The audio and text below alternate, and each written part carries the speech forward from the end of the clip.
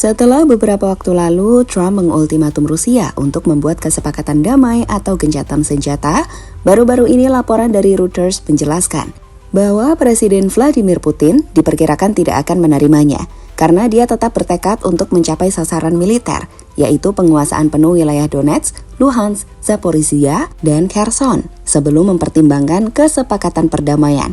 Sebagai info, Trump telah memberikan batas waktu hingga 8 Agustus untuk Rusia melakukan langkah nyata menuju gencatan senjata. Dengan ancaman sanksi berat dan tarif 100% untuk negara yang membeli minyak Rusia seperti China dan India. Tapi tampaknya Putin tak bergeming. Bahkan saat Trump sudah memerintahkan penempatan 2 kapal selam nuklir Amerika Serikat untuk meningkatkan tekanan, Kremlin menanggapinya dengan tenang. Dengan terbaru, Rusia bahkan balik mengancam dengan menyatakan tidak akan mematuhi kembali moratorium peluncuran rudal jarak menengah nuklir. Bahkan, mengancam untuk mendeploy rudal hipersonik nuklir capable sebagai reaksi terhadap eskalasi ketegangan yang dipicu oleh retorika Trump. Lantas, jika benar Rusia tidak akan mematuhi kembali moratorium peluncuran rudal jarak menengah nuklir, apakah artinya ini Rusia siap mengeluarkan rudal-rudal balistik kuatnya yang mengancam NATO dan Amerika Serikat? Berikut rangkuman di balik perang dingin yang tercipta antara Amerika Serikat dan Rusia.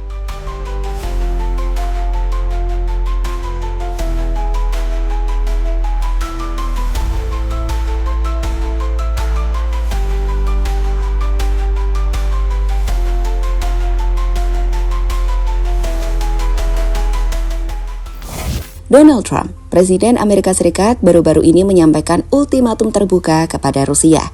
Ia menjelaskan bahwa perang di Ukraina harus berakhir sebelum 8 Agustus 2025. Dan bila tidak, Amerika Serikat akan memberlakukan sanksi ekonomi super keras pada Kremlin. Tak hanya itu, Trump juga mengancam negara-negara yang tetap membeli minyak dari Moskow seperti China, India, dan Turki dengan mengenakan tarif. Dalam laporan dari Reuters 5 Agustus, Trump menyebut bahwa jika Rusia tetap menyerang, maka China, India, dan siapapun yang membeli minyak Rusia akan kena tarif 100%. Menariknya, meski telah mendapatkan ancaman keras, pihak Kremlin secara tegas menolak ultimatum tersebut. Berdasarkan laporan internal yang dikutip oleh Reuters dan RBC Ukraine, Presiden Vladimir Putin belum melihat alasan kuat untuk menghentikan operasi militer. Ia bahkan menegaskan bahwa Rusia masih punya target utama, menguasai sepenuhnya 4 wilayah strategis Ukraina Selatan, yakni Donetsk, Luhansk, Zaporizhia, dan Kherson.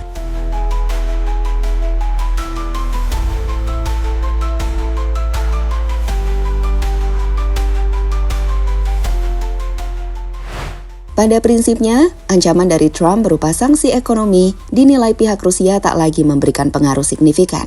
Para petinggi Rusia yakin bahwa sanksi Barat sudah maksimal dan Rusia tetap bisa bertahan. Terlebih dengan dukungan dari China, India, dan Global South, hal tersebut membuat ancaman Trump tidak terlalu menakutkan. Dengan Rusia juga menilai jika perang ini dianggap eksistensial, bukan hanya konflik regional, tapi bagian dari pertarungan melawan dominasi Barat. Melihat fakta tersebut, tekanan lebih besar pun dilakukan Trump. Terbaru, ultimatum Trump diiringi oleh tindakan militer simbolik. 2 kapal selam nuklir Amerika Serikat dikirimkan mendekati Laut Hitam dan Laut Norwegia sebagai bentuk tekanan pada Rusia. Tapi menariknya, Kremlin meresponnya dengan melakukan balasan yang gak kalah menakutkan. Rusia dilaporkan meningkatkan kesiapsiagaan nuklir, serta menyatakan bahwa moratorium Rusia atas rudal jarak menengah kini dicabut. Artinya, Rusia bisa kembali menempatkan rudal nuklir di dekat Eropa, termasuk di Belarus, dan ini akan jadi awal perang dingin Rusia-Amerika saat ini.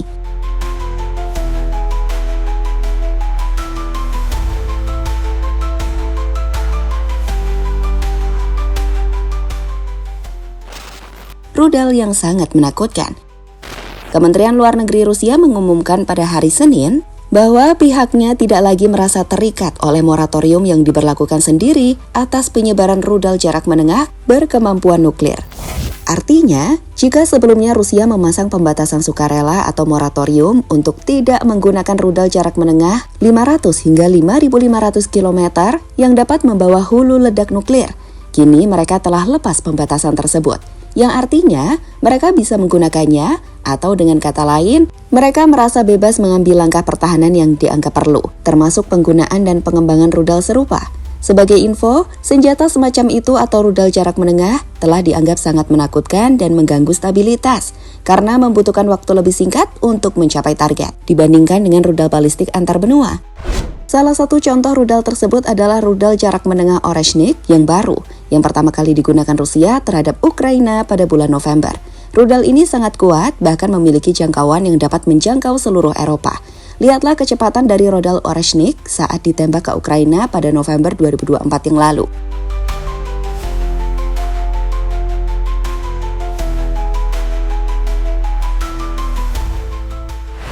Sebagai info, rudal Oreshnik statusnya saat ini sudah dalam seri produksi dan akan ditempatkan di Belarus sebelum akhir tahun 2025. Rudal ini memiliki kecepatan hingga Mach 10, sekitar 12.000 km per jam.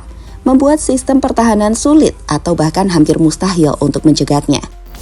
Rudal ini juga mampu membawa hulu ledak nuklir dan konvensional. Bahkan beberapa serangan konvensional bisa nyaris seperti nuklir, dengan jangkauan seluruh Eropa termasuk wilayah NATO.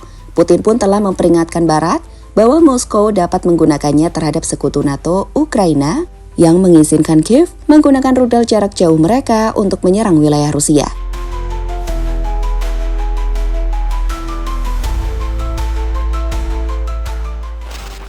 Kembalinya Perang Dingin Amerika Serikat-Rusia.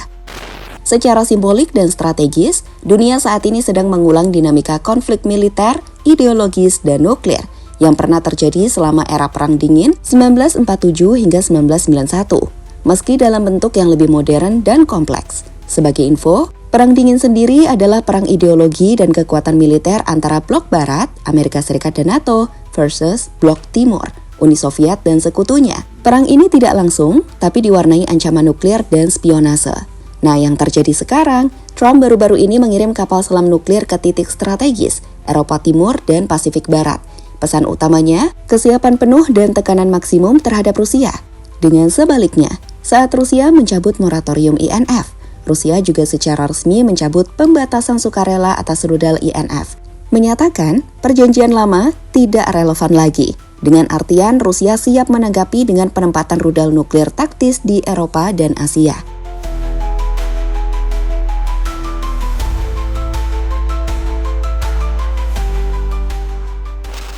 Jelas ini berbahaya, perlombaan senjata baru dengan tidak ada perjanjian yang mengikat bakal membuat kedua pihak bisa menumpuk senjata tanpa batas. Dan dengan rudal jarak menengah yang hanya butuh hitungan menit untuk mencapai target, ini akan meningkatkan resiko kesalahan perhitungan yang menyebabkan eskalasi membesar. Dan pada akhirnya, sekali lagi, Rusia dan Amerika Serikat kembali ke pola-pola khas Perang Dingin, dengan saling ancam, pengerahan rudal, dan hilangnya kontrol senjata. Hal ini memperbesar resiko konflik terbuka dan kecelakaan nuklir.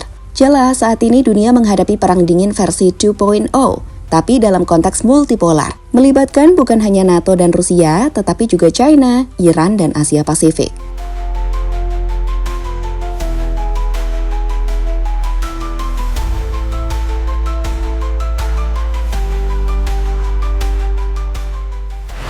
Pada akhirnya, saat ini Perang Dingin dapat dikatakan telah dimulai.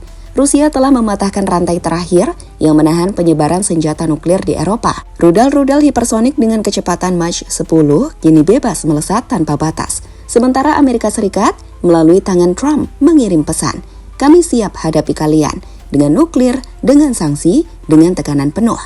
Tapi pertanyaannya, siapkah dunia menanggung konsekuensi dari Perang Dingin baru? Ini bukan lagi sekedar konflik antara dua negara. Ini adalah pertarungan ideologi, ekonomi, dan dominasi global. Dan yang paling mengerikan, tidak ada perjanjian yang bisa menghentikan mereka sekarang. Rusia bersiap menempatkan rudal Oreshnik di Belarus. Amerika mengirim kapal selam nuklir ke gerbang Laut Hitam. NATO mulai mengerahkan sistem pertahanan udara skala penuh, di mana satu kesalahan, satu serangan, satu keputusan salah, dunia bisa berubah selamanya.